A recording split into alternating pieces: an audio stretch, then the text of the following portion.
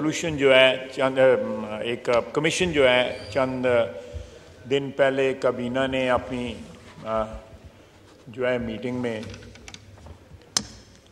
ये परसों तरसों जो हुई है उसमें बनाया,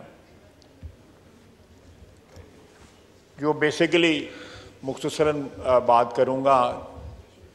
जो ऑडियो लीक्स है उनके मुतल्लिक एक कमीशन, इंक्वायरी कमीशन बनाया गया, जिनमें सुप्रीम कोर्ट के सीनियर तरीन जो जज हैं, चीफ जस्टिस साहब के बाद, और दो हाई कोर्ट्स के जज, एक इस्लामाबाद के और बलूचिस्तान के, उनके मेंबर बनाएगी।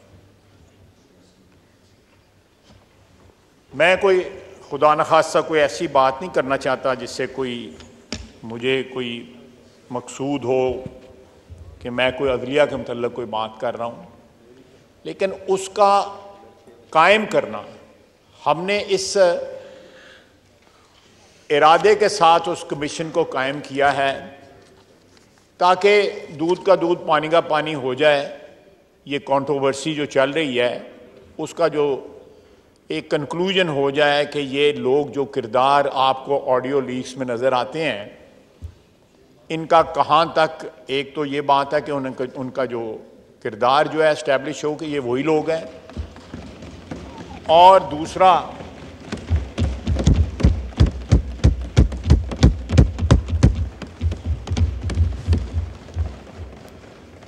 दूसरा अगर इस सिलसिले में कोई कानूनी जो है चाराजोई होनी है या किरदारों की जो है शनाख्त प्रॉपर होने के बाद अवाम को भी उनका चेहरा पता लग जाए कि भाई कोई ऐसी इन ऑडियो लीक्स में जो है वो जो असल किरदार हैं वही हैं जिनका नाम आ रहा है, कोई ये चीज़ फैब्रिकेटेड नहीं है, तो मेरा ख्याल ये सारी चीज़ें सामने आ जाएंगी।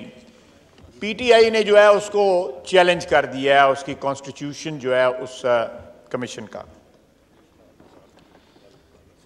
उनको ये 3 जजों पे एतराज़ है कि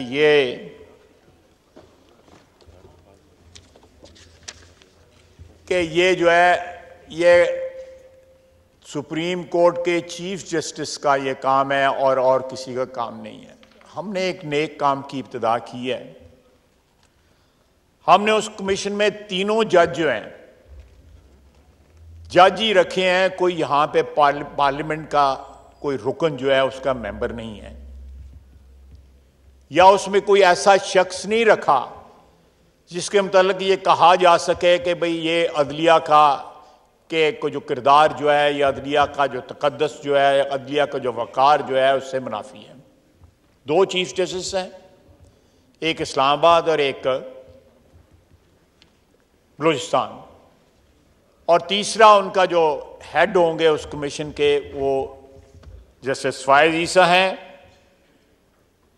उनका किरदार जो है, खुसूसन उनकी जो जंग जो उन्होंने लड़ी है, जो उन पे किरदार पे उनके बरादरी ने, उनके जो ब्रदर जजेस हैं जिन्होंने उन पे हमला किया था, मैं समझता हूँ वो जंग जो है उनके किरदार की डेफिनेशन है जो उन्होंने लड़ी है। जिस तरह उन्होंने जंग लड़ी है उससे उनकी अजमत और उनका ओहदा जिस पे वो फायज हैं वो डिफाइन होता है।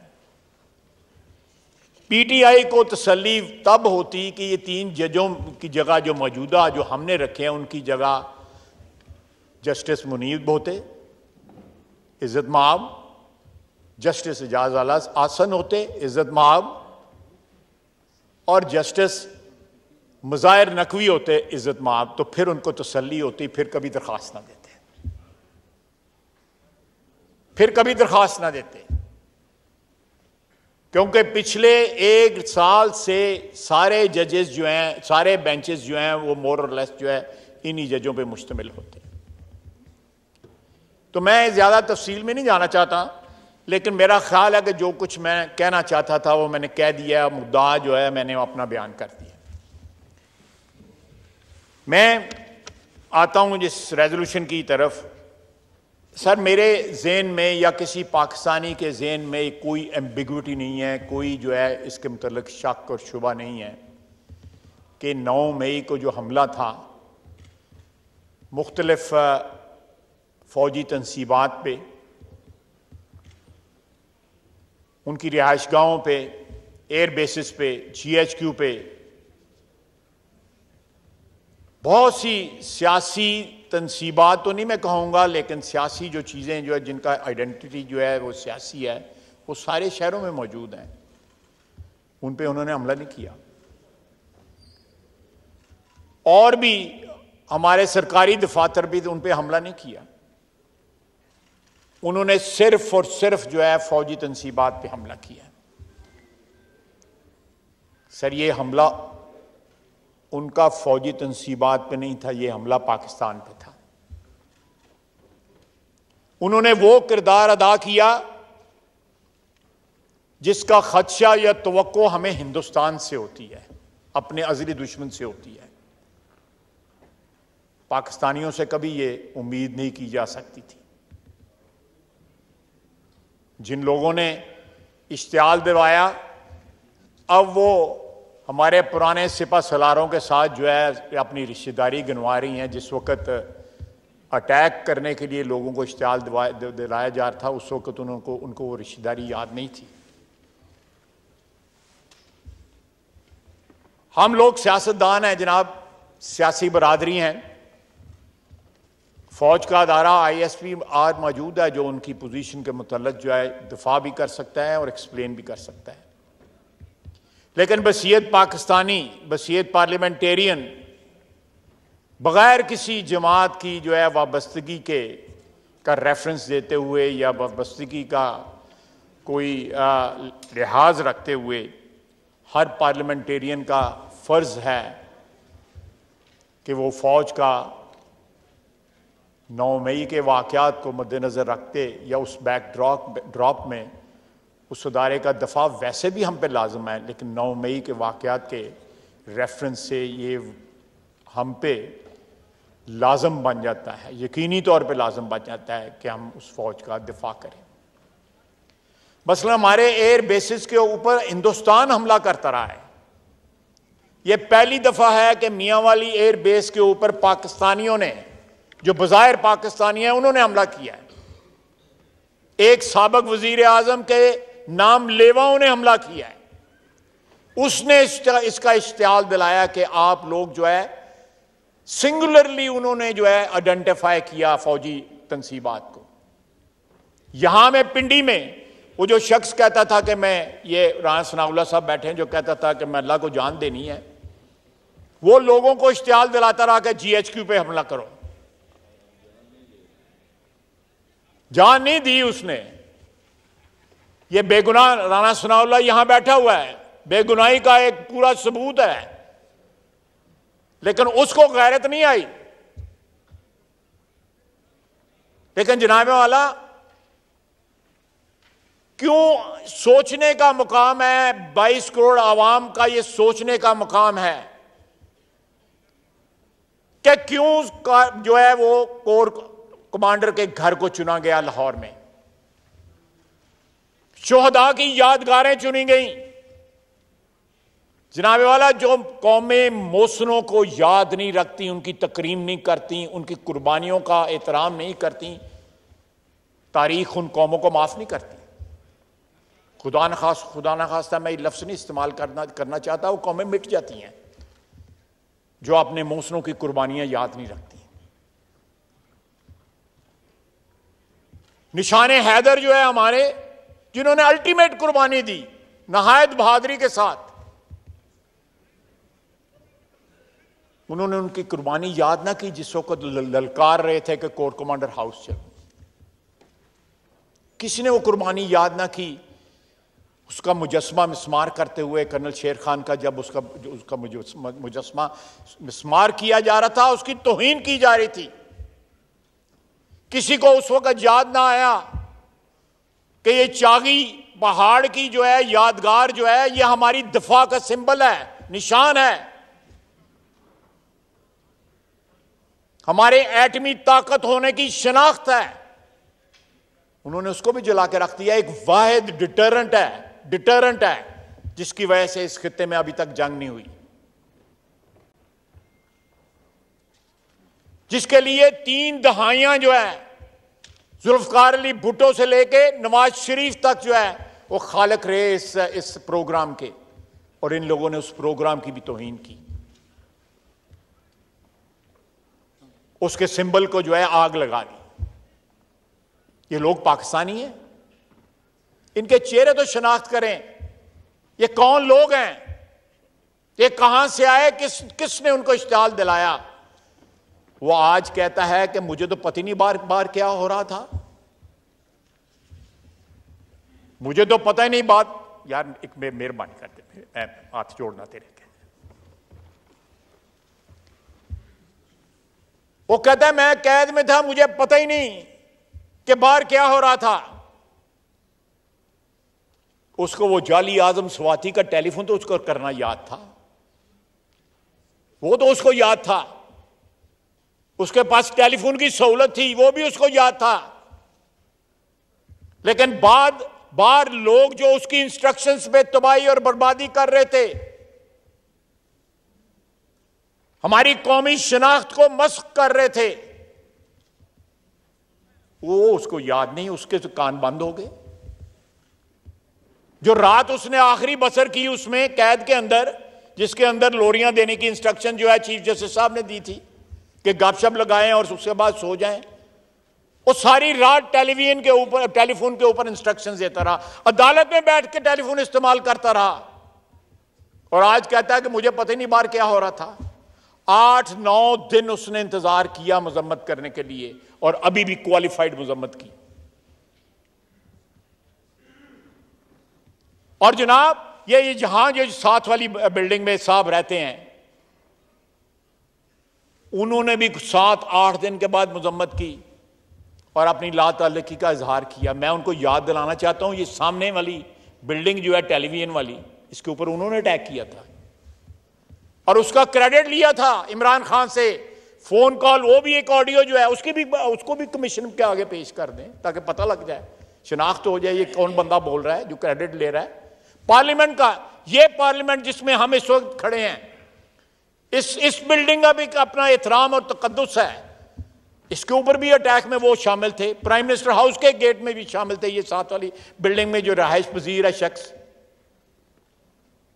और उसके भी 3 दिन बाद जो है साबिक वजीर आजम को यह ख्याल आया कि मेरे पास कोई चॉइस नहीं रही, मैं थोड़ा बहुत जो है हल्का फुल्का को ढीला सा जो है उसकी मजम्मत कर दूं और साथ मुकर जाऊंगा, मुझे तो पता ही नहीं था। उन्होंने अंदर कैद के अंदर से वीडियो पैगाम दिया और साथ ये धमकी दी कि अगर मैं गिरफ्तार हुआ तो दोबारा इस रद्द अमल के लिए तैयार हो जाएं।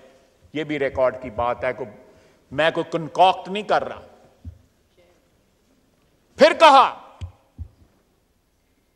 जनाब वाला एक शख्स जो है रिपेंटेंट नहीं है, बल्कि वो दोबारा उसी वारदात की धमकी दे रहा है। और उसके बाद जनाब वाला कहते हैं कि ये एजेंसियों के, सबसे पहले ये एजेंसियों के लोग थे। मैं जो एजेंसियों के लोग वहां पे थे जरा उनके नाम ले लेता हूं। 2 तो उनकी बहनें थी, पता करना पैदा कड़ी एजेंसी ने बस काम कर दिया ने। एक उनका भांजा था जिसने वो वर्दी टांगी हुई थी छड़ी के ऊपर, महमूद रशीद साहब थे, चौधरी एजाज साहब थे, यास्मीन राशिद साहिबा थी, शहरयार अफरीदी साहब थे, उस्मान डार साहब थे। अगर ये एजेंसियों के लोग हैं तो ये बहुत बड़ा इंकशाफ है।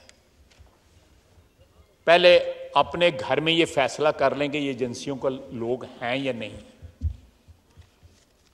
इन सब की जो है, मैं कोई फैब्रिकेशन नहीं कर रहा, इन सब की तस्वीरें मौजूद हैं, वीडियो मौजूद हैं, बातें करते हुए, पुकारते हुए, ललकारते हुए इनकी आवाजें जो है मौजूद हैं। ये सब कुछ इक़्तिदार की हवस में हुआ। एक इंसान जो है वो इक़्तिदार की हवस में कहां तक जा सकता है ये कभी सोचा भी नहीं जा सकता था। जनाब वाला इसी मुल्क के अंदर जुल्फ़िकार अली भुट्टो जो है उसको फांसी दी गई। बहुत से लोग यहां पे जिनकी 70s की पैदाइश है या 60s की पैदाइश है, हो सकता है उनको इस चीज़ का इल्म ना हो मुझे और वज़ीर आज़म साहब को पता होगा क्योंकि हमारी उम्र इतनी है, उन्होंने क्या किया। कोई रिएक्शन आया, कोई एंटी स्टेट रिएक्शन आया। पीपल्स पार्टी जो है एग्जिस्ट करती रही, सिस्टम के अंदर एग्जिस्ट करती रही, उसके फॉलोअर्स भी रहे, जुल्फ़िकार अली भुट्टो के नाम लेवा रहे, उसकी कुर्बानी को याद रखने वाले रहे। उसके बाद बीबी की शहादत है। उस वाक़े के बाद जो है राइटली ये एक्सपेक्ट किया जा रहा था कि पाकिस्तान के तूलो अर्ज में जो है वो डिस्टर्बेंसेस होंगे, एक जज्बाती किस्म का रिएक्शन जरूर आएगा, लेकिन नहीं। पाकिस्तान की आइन की जो चारों उसके पैरामीटर्स हैं या जो उसके हदूद हैं, उसके अंदर रह के इलेक्शन लड़ा गया और पाकिस्तान खप्पे का ज़रदारी साहब ने नारा लगाया। क़यामत गुजर गई, लेकिन उसका रिएक्शन जो है रियासत के खिलाफ ना आया। इलेक्शन लड़ा उन्होंने, वज़ीर आज़म बने, आप वज़ीर आज़म बने, गिलानी साहब वज़ीर आज़म बने, 5 साल मुकम्मल किए, जमहूरी सफ़र जो है वो जारी रहा। मियां नवाज शरीफ की 3 दफा हुकूमत जो है बरतरफ की गई। बसीयत वज़ीर आज़म वो एक जाली JID के आगे पेश होता रहा, अदालतों में पेश होता रहा, जो अदालतें रिग्ड थी, इस पर्पस के लिए बनाई गई थी कि उसको सजा देनी है। उनके आगे 200 पेशियां उसने भुगती। उसने गिरफ्तारी से इनकार ना किया, उसने वारंट्स की तामील से इनकार ना किया, उसने हमारे अदालती निज़ाम के आगे, हमारे जो सो कॉल्ड उस वक़्त इंसाफ का जो सिस्टम था उसके आगे सर झुकाया कि ये स्टेट इंस्टीट्यूशन है, ये हमेशा हमेशा के लिए जो है दागदार हो जाएंगी, इनकी इज्जत जो है, एहतराम जो है तार तार हो जाएगा। मैं आपको पाकिस्तान की तारीख का हवाला दे रहा हूं इसलिए कि ताकि जो 9 मई के वाकयात हैं आप उनके साथ उसका मुआवजा कर सकें, पाकिस्तान के शहरी उसका मुआवजा कर सकें।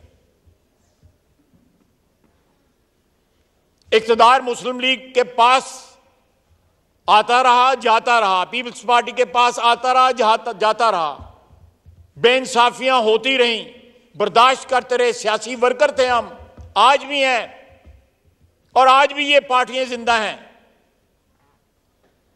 हम गिरफ्तार हुए, असी तो नहीं गड्डी तो थले लाके दौड़ ला ली, अपने आप में खाम खा साथ चढ़ा लिया।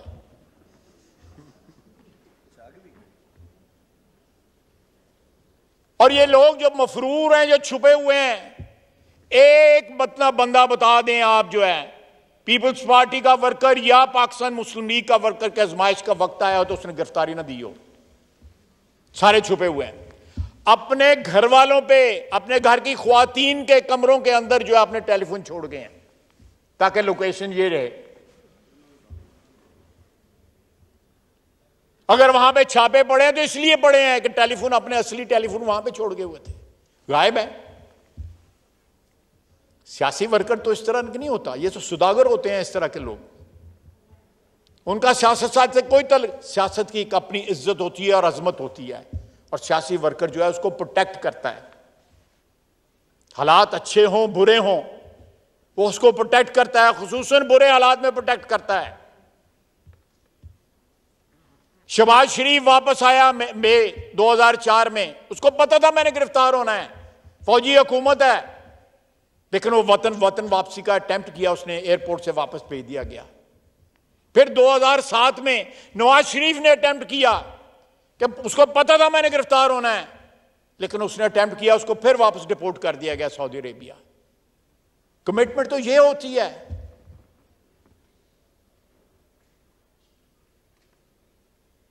जनाबे वाला, एक कमिटमेंट ये नहीं होती कि दौड़ लगा जाओ और सारा घेरा डलवा लो कि इस ज़मान पाक में कोई शख्स नहीं पर नहीं मार सकता, और बलवे करवाने। वहां पे एक DIG है, अल्लाह उसको सेहत दे, उसकी आंख जाया हो रही है, सियालकोट का है, चुविंडे का, उसकी आंख जाया हो रही है। इन्होंने क्या क्या सलूक नहीं किया हमारी लॉ एनफोर्समेंट जो हमारी एजेंसीज हैं उनके साथ। इज्जत वाले वकार वाले लोग जो है सरेंडर करते हैं कानून के आगे, गिरफ्तारी से डरते नहीं हैं, लेकिन उसके लिए इज्जत और वकार जो है ये दो इंग्रेडिएंट होने बहुत जरूरी हैं जो नहीं है इनमें। जनाब स्पीकर,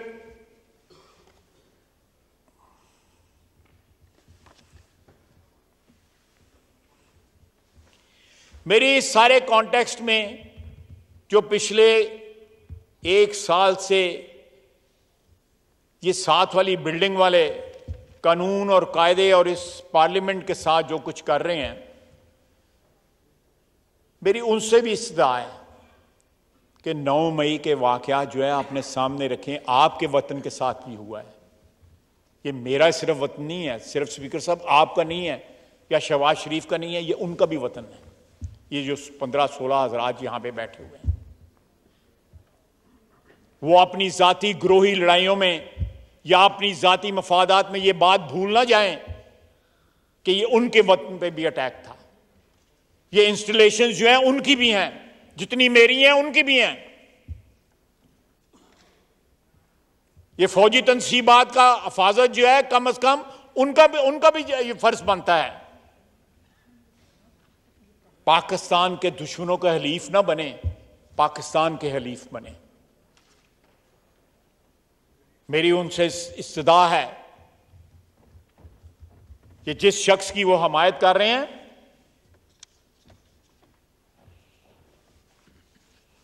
ये जिस शख्स की वो हमायत कर रहे हैं वो किसी का वफादार नहीं है, सिर्फ अपनी जात का वफादार है। उसको कैद के दौरान जो है कोई याद नहीं आया। आप पूछ लीजिएगा 2 दिन जो 3 दिन में जो कैद रहा है, को अंदर क्या याद करता रहा है।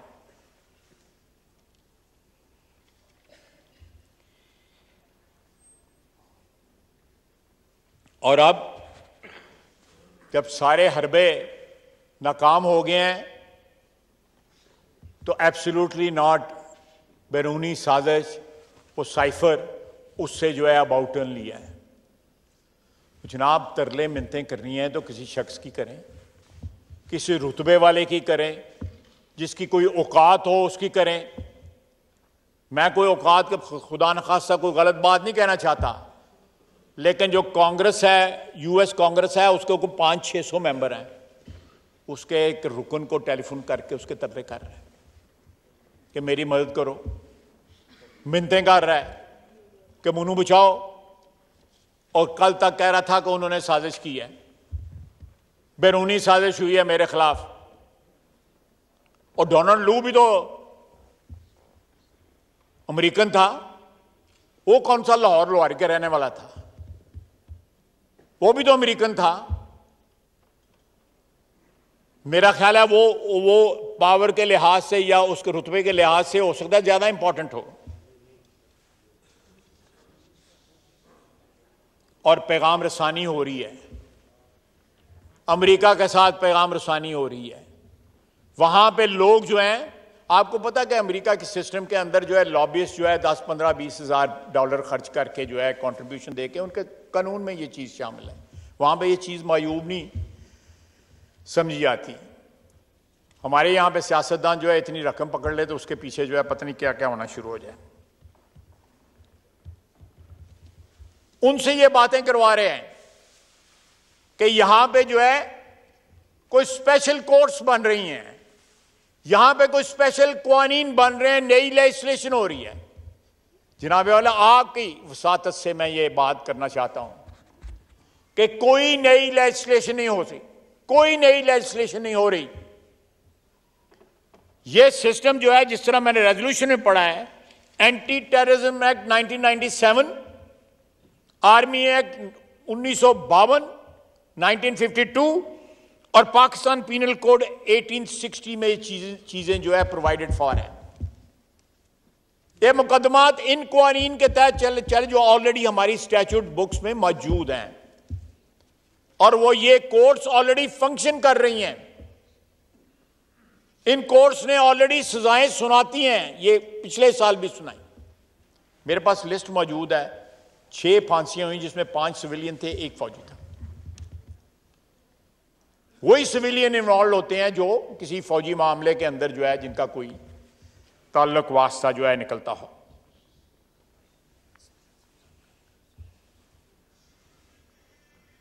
अब ये प्रोपेगेंडा करके कि मुझे इमरान खान कहता है कि मुझे ये विक्टिम बनाने के लिए, मेरी आवाज़ दबाने के लिए नई लेजिस्लेशन कर रहे हैं, नए स्पेशल कोर्ट्स बना रहे हैं। मैंने आज CNN पे उसका इंटरव्यू सुना। उसको जिस वक्त ये उनसे ये बात कर रहा था, मदद की अपील कर रहा था और अपने उसके मुतल्लिक मुल्क का रोना रो रहा था, बदनाम कर रहा था, उसको ये बात याद रखनी चाहिए कि पाकिस्तान ने अमेरिका के आगे अपने शहरी बेचे थे और अमेरिका ने खरीदे थे। क्या वो ट्रांजैक्शन जो थी लॉफुल थी? ना पाकिस्तान के लिए लॉफुल थी और ना अमेरिका के लिए लॉफुल थी। और जो रेंडिशन होती रही, जो लोग अगवा होके जो है ग्वांटानामो बे ले जाए गए, 20-20 साल 22-22 साल जो वहां पे कैद रहे, क्या वो लॉफुल थे?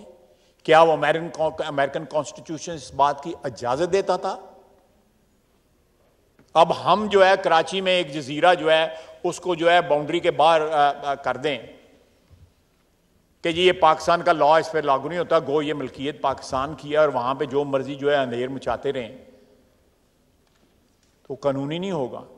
सर ये रेट ऑफ हैबियस कॉर्पस जो है जब इन्वेंट की गोरों ने, यूनाइटेड किंगडम ने, ग्रेट ब्रिटेन ने, तो लॉर्ड कॉर्नवालिस ने वो लॉ बनाया था। और वो लॉज में 2-3 जगह उन्होंने एग्जेम्प्ट कर दी थी कि यहां पे ये रिट जो है ये एप्लीकेबल नहीं होगी। The man lost his job, he was condemned by history.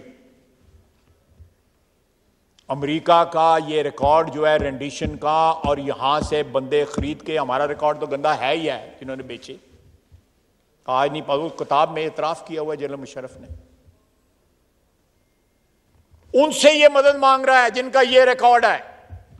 मैं ये स्टोरी इसलिए आपको सुनाई है, उनसे ये मदद मांग रहा है जिनका ये रिकॉर्ड है ह्यूमन राइट्स में, जिनको फलस्तीन और कश्मीर में ह्यूमन राइट्स की वायलेशन नजर नहीं आती। उनसे ये अपील कर रहा है, और अपील अपनी फौज के खिलाफ कर रहा है, अपने वतन के मुहाफिजों के खिलाफ कर रहा है। आज भी एज वी स्पीक शहादतें हुई हैं हमारे फौजियों की। कोई दिन नहीं जाता दहशतगर्दी के खिलाफ जंग में हमारे फौजियों की, FC की, पुलिस की शहादतें ना हो। पेशावर में देख लें,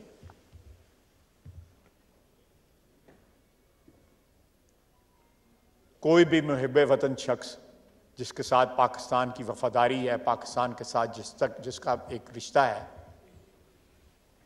वो शोहदा के खिलाफ नहीं बोलेगा, उनकी तस्वीरों को डिफेस नहीं करेगा, उनकी यादगारों को मिसमार नहीं करेगा, उनकी यादगारों को आग नहीं लगाएगा, उनके दफातर को आग नहीं लगाएगा।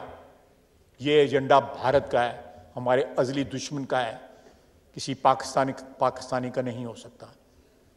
बहुत बहुत शुक्रिया जनाब स्पीकर।